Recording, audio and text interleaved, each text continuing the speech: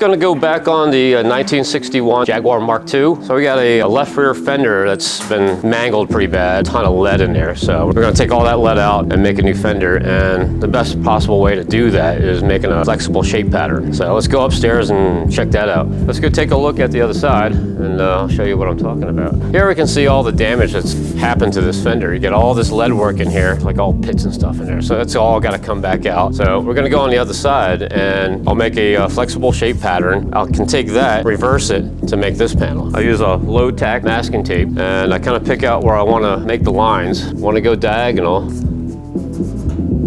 like a mold here, you know what I'm saying? Important that this first layer does not overlap. It's flat. Next step, I'm going to trim all this extra tape off, mark off where panel makes bends and joggles, and where I'm going to make a weld line.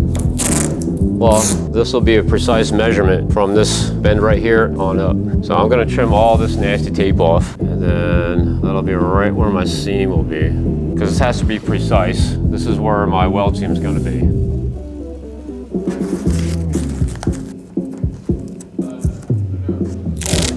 As you can see, this makes a nice clean line. Don't have to worry about it getting all jagged. So now we're gonna make a storyboard out of it. I'm gonna put notes on what I wanna do to each edge, what I wanna do with each area. So this is gonna be a weld line. Okay, so I'm measuring the step here, and at this point I get 3/8. Now I'm gonna make sure everything's the same all the way. It's quite possible that this could be deeper, so we wanna make sure for consistency's sake. Here we got 5/16. Here we got 3/8. It's just about a quarter. We're getting about a 1/2 inch for the seal channel. So it tells me what I need to do here. There's a 1/2 inch flange on this side. There's a very slight radius here. We'll need to use profile gauges or sweep gauges to show what this radius is. So I'm going to mark off those lines. So right here I'll have a sweep gauge. Get a pattern, cut that profile out. So when I'm making the panel, I can test it. Let's see if I'm, in a ballpark. This is a synclastic shape, so that means it's got a curve going this way and it's got a curve going this way. A certain amount of shrinkage or stretching that I have to do to this panel. This will show me exactly where the curve has to be.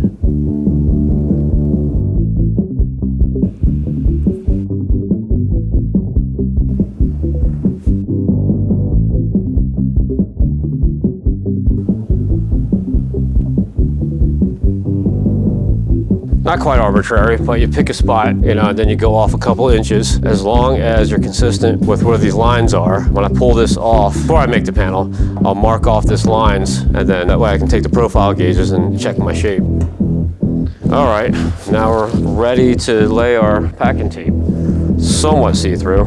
This gives it strength. It's fiberglass reinforced. So when you pull it off, it'll keep its shape. Now I want to go bias to what I laid down.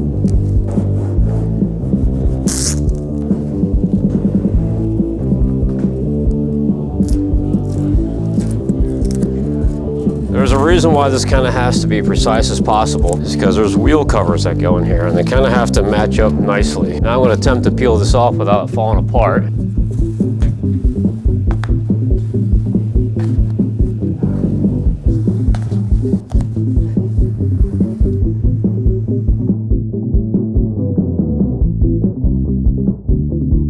So, to be able to use this pattern, we want to get the stickiness off of this. So I got some talc so I can use it without sticking everywhere. Start to see that you have shape to this. That's that synclastic shape that I was talking about. The curve this way and the curve this way. It almost has that dish look to it. You set this upon your sheet metal and you rough out. So since this is a curve going this way and this way, that tells me that this kind of needs to be shrunk. So when I lay that down, I either mentally note or I'll write some notes on the sheet metal itself and then shrink that metal so it curves around.